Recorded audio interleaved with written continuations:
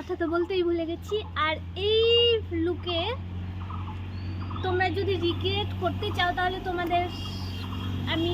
তোমরা আমাকে মানে কমেন্ট করো যে এই লুকের মেকআপ ভিডিওটা দিতে, আর কিভাবে সাজছি না সাজছি, কিভাবে রেডি করছি, চুলগুলোকে কিভাবে এরকম করলাম এত সুন্দর, আর কিভাবে শাড়িটা পরছি, মানে আমি এই যে কিভাবে পরলাম আর এইসব কিভাবে অ্যারেঞ্জ করেছি আমি। আর মেকআপটাও বেশ ভালোই হয়েছে। যাই হোক, এখন তেমন একটা লাইট নেই তো তাই বোঝা যাচ্ছে না, এই দেখো।